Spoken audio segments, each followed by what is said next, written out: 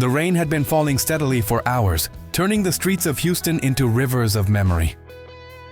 Kenny Rogers sat in his rental car across from the Sunshine Children's Home, his hands gripping the steering wheel as if it were the only thing keeping him anchored to the present.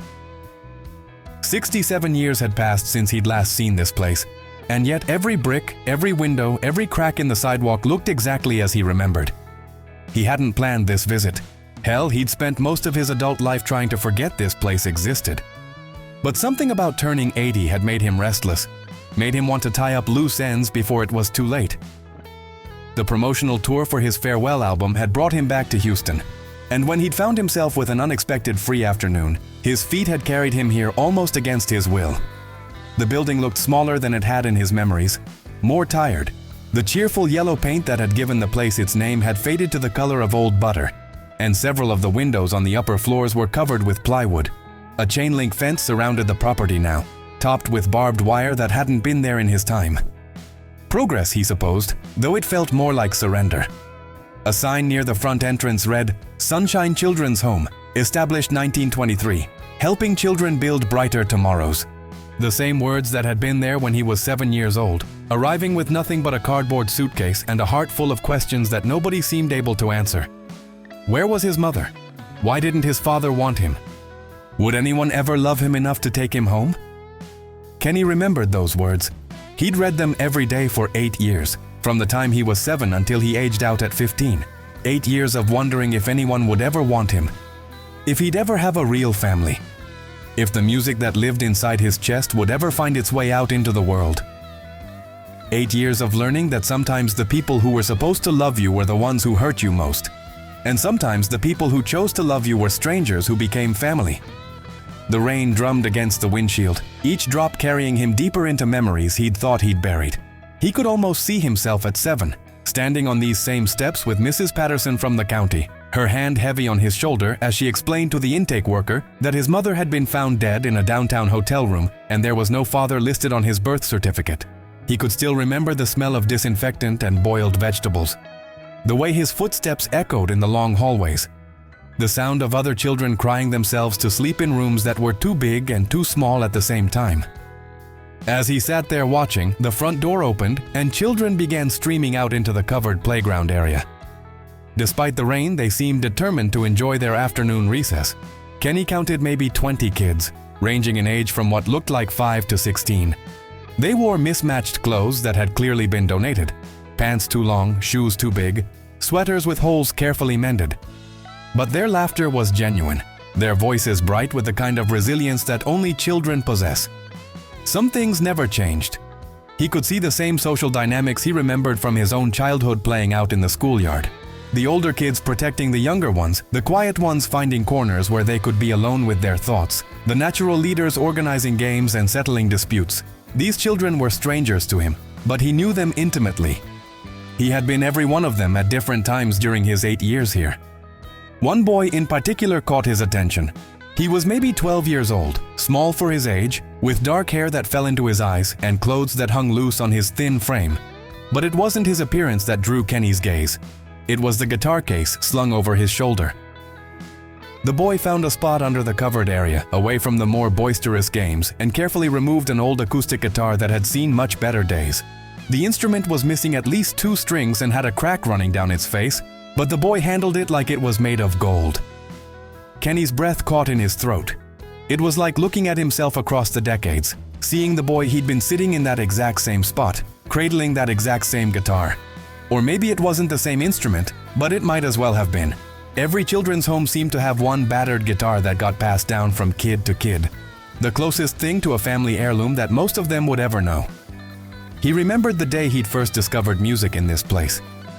He'd been 9 years old, 3 weeks into what would prove to be the worst beating of his young life, administered by Danny Morrison, a 15-year-old who ruled the dormitory through fear and fists. Kenny had hidden in the music room, nursing a split lip and wondering why God had made him so small, so weak, so utterly unwanted. The old piano had been sitting there, its keys yellowed with age, and he'd pressed one tentatively. The sound that emerged had been pure and clear and somehow hopeful, and for the first time since arriving at Sunshine, Kenny had felt like maybe, just maybe, he wasn't completely alone in the world. Without fully realizing what he was doing, Kenny turned off the engine and stepped out into the rain. His feet carried him across the street and up the walkway he'd traveled thousands of times as a child. Each step brought back another memory. The time he'd snuck out to walk to the corner store and been caught by Mrs. Henderson, the night supervisor who'd become the closest thing to a mother he'd known. The morning he'd woken up to find his bunkmate Tommy Garrett had been adopted during the night, taken away without even a chance to say goodbye. The afternoon he'd played his first real song on the old piano and realized that music might be his ticket out of this place. The front door was heavier than he remembered, or maybe he was just older than he'd been when he'd last pushed through it with a duffel bag and a heart full of hope and terror. The lobby was exactly as he remembered it, down to the mismatched furniture and the smell of industrial cleaner mixed with something that might have been hope. The same vinyl chairs sat in the same positions, their arms worn smooth by countless nervous hands. The same bulletin board covered one wall, now displaying photos of children who had been successfully adopted, their smiling faces a testament to the possibility of happy endings. A woman in her 40s sat behind the reception desk, her graying hair pulled back in a practical ponytail, her clothes neat but worn. She had the look of someone who had seen too much heartbreak, but refused to let it break her spirit. When she looked up as Kenny entered, her expression shifted from professional politeness to surprise and then to something that might have been recognition. "Can I help you?" she asked, her voice carrying a slight Texas drawl that reminded Kenny of every teacher and caregiver he'd ever known. "I hope so," Kenny said, suddenly feeling awkward and out of place. The confident performer who could command the attention of thousands seemed to have vanished, replaced by the uncertain boy who had once called this place home. I used to live here. A long time ago. I was wondering if I could look around. Maybe talk to someone about the old days." The woman studied his face for a moment, her eyes narrowing slightly as if trying to place him. There was something familiar about his features, the shape of his eyes, the way he carried himself. "You look familiar. Are you—" "Kenny Rogers," he said simply, extending his hand. "I was here from 1939 to 1947. Her face lit up with wonder and disbelief. "Kenny Rogers, the Kenny Rogers. Well, I'll be damned." She caught herself and blushed. "Sorry, we don't usually get celebrities here. I'm Susan Martinez, the assistant director. I've been working here for 15 years, and I can honestly say you're the most famous person who's ever walked through those doors. Please, just call me Kenny, and don't apologize. I've heard worse." He smiled, trying to put her at ease. "Is it possible to take a tour? I know it's been a long time, but this place, it meant a lot to me." Susan stood up, smoothing down her skirt with nervous hands. Of course. I'd be honored to show you around. Most of our kids don't know they're sharing space with a legend." "I wasn't a legend when I lived here," Kenny said quietly. "I was just a scared kid who didn't know where he belonged." As Susan led him through the familiar hallways, Kenny was struck by how little had changed and how much everything was different. The same institutional green paint covered the walls, broken only by children's artwork and motivational posters that looked like they'd been hanging there for decades.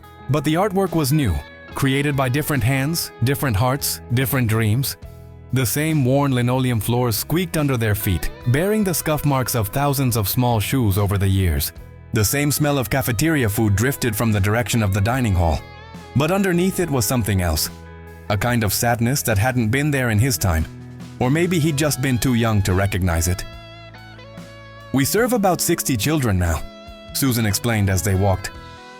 "Ages 5 to 18. Most of them are here because of abuse, neglect, or family situations that just couldn't be sustained. We try to make it feel as much like home as possible, but—" She trailed off, gesturing around them with a helpless expression. "But it's hard to make an institution feel like home," Kenny finished for her. "I remember." They passed the music room, and Kenny stopped short. Through the open doorway, he could see the same old upright piano he remembered, its bench worn smooth by countless hours of practice. The walls were covered with sheet music and posters of famous musicians, but it was clear that the room hadn't seen much use in recent years. Dust motes danced in the afternoon light streaming through grimy windows, and several of the piano keys looked like they might stick when pressed. "Do you still have music programs?" Kenny asked, his voice carefully neutral. Susan's expression grew sad. "We try, but funding is always tight. The piano needs tuning, and we can't afford a proper music teacher. Some of the older kids teach themselves, or they teach each other. but it's not the same as having real instruction. Kenny nodded, understanding flooding through him. Music had been his salvation during his years here, the one thing that had made the loneliness bearable. He'd taught himself to play on that same piano, spending hours picking out melodies and dreaming of a different life. He'd written his first song in this room, a simple tune about a boy who wanted to fly away from everything that hurt. It broke his heart to think that the current residents didn't have that same opportunity, that budget cuts had stolen from them the one thing that might help them believe in their own possibilities. They continued the tour, visiting the dormitories where Kenny had slept in a room with 7 other boys, learning to sleep through tears and nightmares and the sound of bed springs creaking as someone tossed and turned through another sleepless night. The beds were the same institutional metal frames. The thin mattresses still bore the same faded blue stripes. Room 3B looked exactly as he remembered it, right down to the small crack in the wall beside the window where he'd once hidden notes to himself, dreams and wishes written on scraps of paper and tucked away like secrets.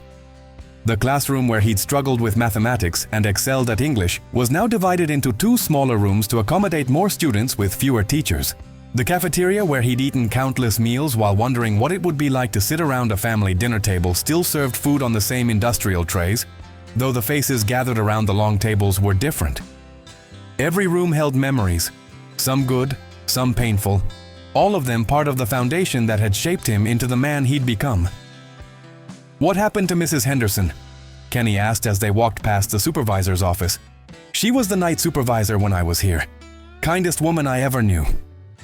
Susan's face softened. "She passed away about 10 years ago. Cancer. But she worked here until she was 78 years old. The children loved her. We named our library after her." Kenny felt a pang of loss for a woman who had shown him more maternal care than his own mother ever had. Mrs. Henderson had been the one to bandage his scraped knees, to listen to his worries about fitting in, to encourage his interest in music when other adults dismissed it as a waste of time. She'd been the one to tell him that being unwanted by his birth parents didn't mean he was unwanted by the world. It was in the newly renamed Henderson Library that they found him again, the boy with the guitar. He was sitting in a corner, hunched over a book about music theory, his damaged instrument leaning against the wall beside him. The book looked like it had been read dozens of times, its pages soft with wear, its spine cracked from repeated opening. The boy's face was serious, concentrated, as if he were trying to unlock the secrets of the universe one chord progression at a time. He looked up as Kenny and Susan entered, his eyes wide with curiosity and something that might have been recognition. There was an intelligence in his gaze, a hunger for knowledge that Kenny recognized immediately. This was a boy who understood that education might be his only way out, that learning was a form of rebellion against the circumstances that had brought him here. "Tommy," Susan said gently, "I'd like you to meet someone special. This is Kenny Rogers. He used to live here, just like you." Tommy's mouth fell open, and for a moment he just stared. The book slipped from his fingers and thudded softly to the floor as he scrambled to his feet, nearly knocking over his chair in the process. "Kenny Rogers? Like the real Kenny Rogers?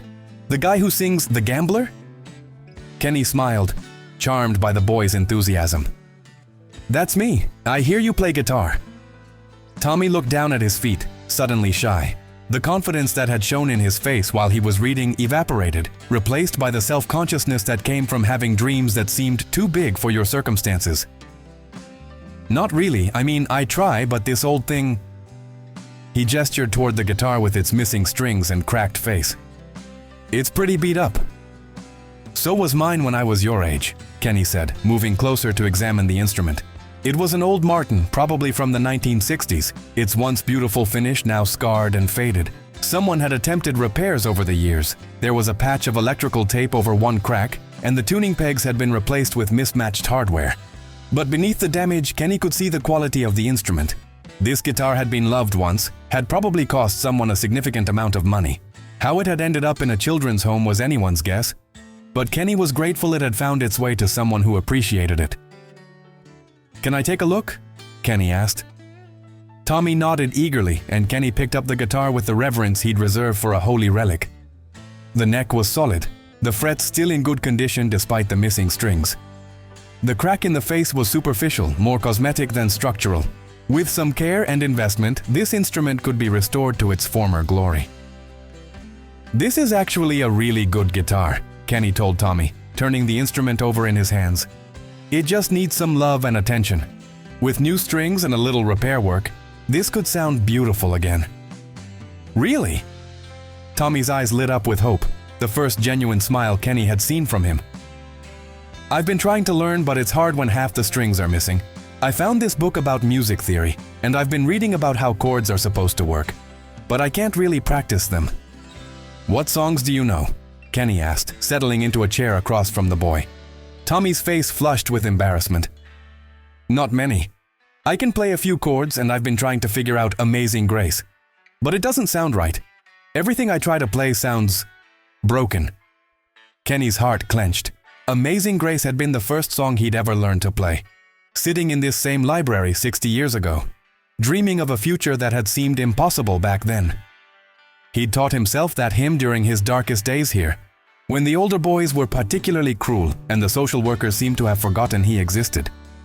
The song had become his prayer, his promise to himself that someday things would be different. "Would you like me to show you?" Kenny asked. Tommy nodded eagerly, leaning forward in his chair. Kenny sat down beside him, cradling the damaged guitar in his arms. Despite the missing strings, he managed to find a way to play a simplified version of the beloved hymn. His fingers found the familiar positions automatically, muscle memory taking over even on this unfamiliar instrument. His voice, rich and warm even without amplification, filled the small space with music. "Amazing Grace, how sweet the sound that saved a wretch like me," he sang softly. "I once was lost, but now am found, was blind, but now I see." Tommy listened with rapt attention, his eyes never leaving Kenny's fingers as they moved across the strings. When the song ended, he looked up with something approaching awe.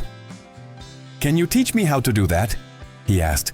"I mean, really teach me, not just show me once and leave?"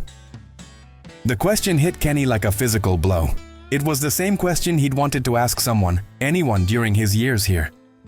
"Can you teach me? Can you show me how to turn this pain into something beautiful?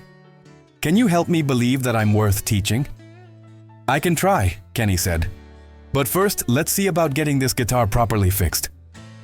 He turned to Susan, who had been watching the interaction with tears in her eyes. "Is there a music store nearby? Somewhere we could get this restrung and maybe have the crack looked at." "There's Murphy's Music about 10 minutes from here," Susan said. "Old Mr. Murphy has been fixing instruments since before I was born. But Kenny, we can't afford—" "Don't worry about that," Kenny said quietly. "Let's just say it's a donation from one graduate to another." An hour later, they were back with a fully restored guitar. Murphy's Music had been everything Susan had promised. A cramped, wonderful space filled with instruments in various states of repair, and an elderly craftsman who had taken one look at the damaged Martin and gotten to work with the focused intensity of a surgeon. The crack had been expertly repaired with a nearly invisible patch. New strings gleamed in the library's fluorescent light, and the instrument had been tuned to perfect pitch. The guitar looked like it had been awakened from a long sleep, its voice clear and strong after years of silence.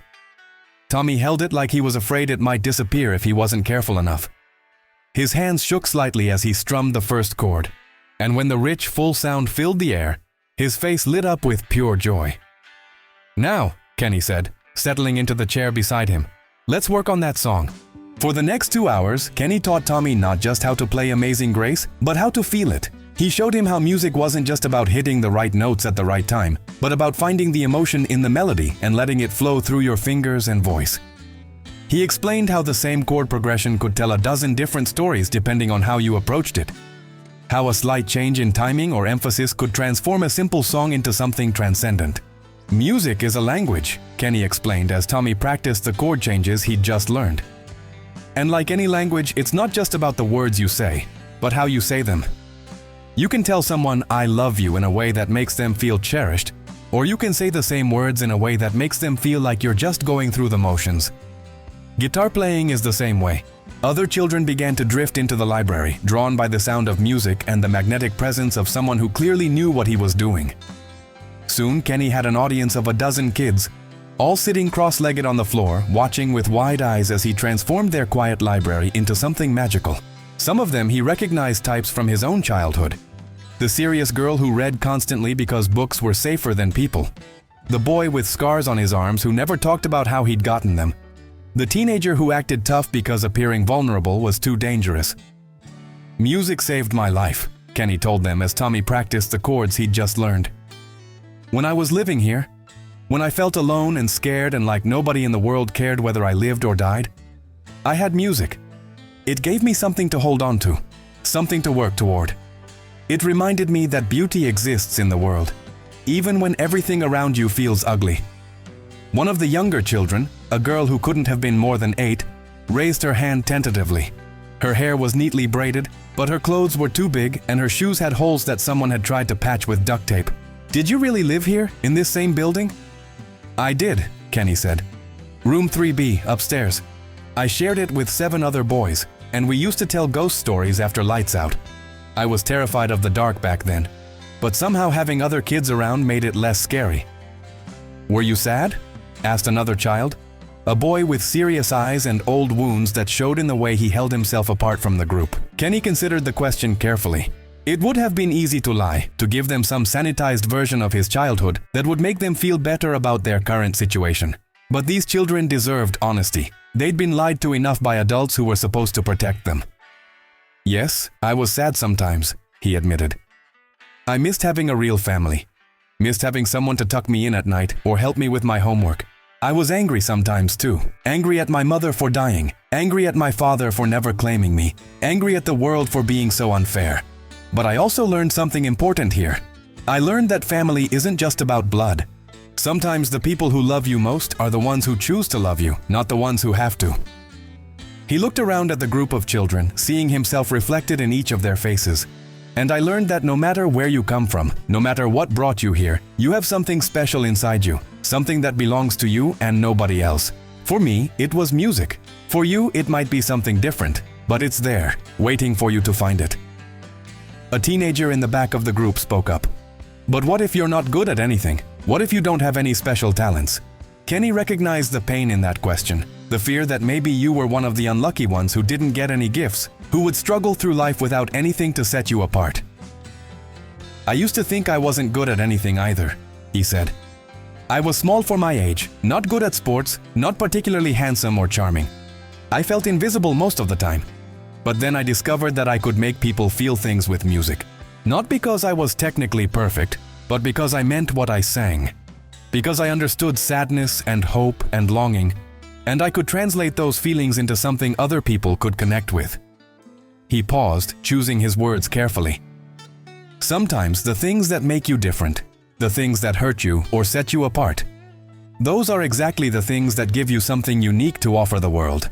The pain you've experienced, the loneliness, the rejection, those aren't just obstacles to overcome. They're also teachers.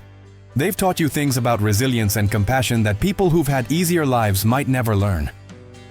Susan, who had been standing in the doorway listening, wiped tears from her eyes. "Kenny, I can't thank you enough for this. These kids, they don't often get to see someone who came from where they are and made something of themselves." "Actually," Kenny said, standing up and carefully handing the guitar back to Tommy, "I think there's more I'd like to do, if that's okay." Over the next few hours, Kenny learned about the challenges facing Sunshine Children's Home in the modern era. The state funding that supported the facility had been cut repeatedly over the years, forcing them to eliminate programs and reduce staff. The music program had been one of the first casualties, along with art classes and recreational activities that weren't considered essential to basic care. The facility that had once housed 40 children now tried to serve 60 with the same budget. "We do our best," Susan explained as they sat in her small office, surrounded by filing cabinets stuffed with case files and budget reports. "But these kids need more than just food and shelter. They need hope. They need to believe that their lives can be different, better than what they've known." She showed him photographs of successful graduates, children who had gone on to college, started families, built careers. But for every success story, there were others who had struggled to overcome their early trauma, who had ended up in the criminal justice system or battling addiction or homelessness. The statistics were sobering, but what struck Kenny most was the dedication of the staff who refused to give up despite the overwhelming odds. "What would it take to bring back the music program?" he asked. "Really bring it back, not just patch it together." Susan pulled out a folder thick with budget projections and grant applications that had been rejected. Honestly, more than we can raise. We'd need instruments, a qualified teacher, space renovation, sheet music, recording equipment. If we wanted to do it right, it would probably cost around $50,000 to get started. Kenny nodded thoughtfully. $50,000. He'd spent more than that on stage equipment for a single concert. He'd dropped that much on cars he'd barely driven, jewelry he'd never worn, houses he'd visited once. But here, it could change lives. "What if I told you I wanted to fund it?" he said quietly. Susan's eyes widened. "Kenny, that's incredibly generous, but I couldn't ask you to—" "You're not asking," Kenny said firmly. "I'm offering. This place gave me my start. The least I can do is make sure other kids have the same chance I did." But even as he made the offer, Kenny realized that money alone wasn't enough. These children needed more than new instruments and a renovated music room. They needed someone to believe in them, someone to show them that their dreams were worth pursuing, someone who understood where they were because he'd been there himself. "I want to do more than just write a check," he continued. "I want to be involved. I want to come back, maybe once a month, and work with the kids who are interested in music. Not as Kenny Rogers the celebrity, but as someone who understands what they're going through." Susan was crying openly now. "You would do that? Really?" "I would," Kenny said. "In fact, I insist on it. These kids don't need another adult who makes promises and disappears. They need someone who shows up consistently, who proves that they're worth the effort." That evening, Kenny returned to the library where Tommy was still practicing, his fingers growing more confident with each chord change. The other children had drifted away to dinner and evening activities, but Tommy remained, lost in the magic of making music. The simple chord progression of Amazing Grace had become a meditation for him, a way of processing emotions he didn't have words for. "You're getting good at that," Kenny observed, settling into the chair beside him. Tommy looked up, his face glowing with pride and something that looked like peace. "It's like you said. When I play, everything else just goes away. All the bad stuff, all the worry about what's going to happen to me. It's just me and the music." Kenny nodded, understanding completely. "That's the real power of music, Tommy. It doesn't just entertain people or make you famous. Though those things can happen, it heals. It connects us to something bigger than ourselves. It reminds us that we're not alone." They sat in comfortable silence for a moment, the only sound the soft strumming of the guitar and the distant voices of children settling in for the night. Kenny found himself remembering his own evenings here, the loneliness that could feel overwhelming when the lights went out and you were left alone with your thoughts and fears. "Kenny?" Tommy said finally. "Do you think I could ever be good enough to, to make a living at it?" Kenny looked at the boy seriously. It was the same question he'd asked himself countless times during his years here, the same dream that had sustained him through the worst moments. "Tommy, I can't promise you'll become a professional musician. That takes talent, hard work, luck, and a dozen other things that have to line up just right. But I can promise you this. If you keep playing, if you keep learning and growing and letting music be part of your life, it will give you something that no one can ever take away from you. It will give you a way to express yourself, a way to connect with other people, a way to make sense of the world." He paused, remembering his own journey from this place to stages around the world. "And who knows, maybe someday you'll be sitting where I am, talking to another scared kid with a beat-up guitar, showing him that anything is possible." Tommy smiled, and for the first time since Kenny had met him, the boy looked genuinely hopeful. "I'd like that," he said. "I'd like to help other kids the way you're helping me." 3 months later, the Sunshine Children's Home held the grand opening of its new Kenny Rogers Music Center. The renovated space included practice rooms with proper soundproofing, new instruments ranging from guitars to keyboards to a drum set, and state-of-the-art recording equipment that would allow the children to hear themselves improve over time. Local musicians had volunteered to teach classes, and a scholarship fund had been established to provide private lessons for particularly talented students. But more importantly, it had something that money couldn't buy: hope. Kenny kept his promise to return monthly, sometimes bringing other musicians with him, always bringing his guitar and his stories and his unwavering belief that every child deserves a chance to discover their own unique gift. He established a mentorship program that paired current residents with successful graduates, creating a network of support that extended far beyond the walls of the institution. Tommy became his star pupil, but he wasn't the only one. Children who had never shown interest in music found themselves drawn to the piano, the drums, the violin. Some discovered they had beautiful singing voices. Others found they had a talent for writing songs that captured emotions they couldn't express any other way. All of them learned that they were capable of creating something beautiful, something uniquely their own. The program began attracting attention from other organizations, other donors, other musicians who wanted to be part of something meaningful. Within a year, the Kenny Rogers Music Center had become a model that other children's homes around the country were eager to replicate. But more than the recognition or the awards, Kenny treasured the letters he received from children who had found their voices, literally and figuratively, through music. Kenny never forgot the lesson he'd learned during that rainy afternoon when he'd been drawn back to the place where his own story began. Sometimes the most important journeys are the ones that take us home. Back to where we started. Back to the people who need us most. Because in the end, success isn't measured by the size of your audience or the number of records you've sold. It's measured by the lives you touch, the hope you create, the doors you open for someone else to walk through. And on quiet evenings when Kenny sat in his own comfortable home, surrounded by gold records and Grammy awards and all the trappings of a successful career, he often thought about Tommy and the other children at Sunshine, picking up their instruments and losing themselves in music the way he had done so many years ago. The circle was complete, but it was also just beginning.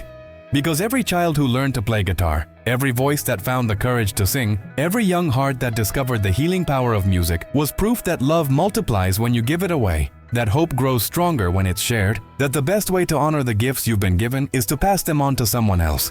In a world that often seemed divided by differences, music remained the universal language that could bridge any gap, heal any wound, connect any heart to any other heart. And in a small children's home in Houston, Texas, that truth was being lived out every single day, one song at a time, one child at a time, one dream at a time.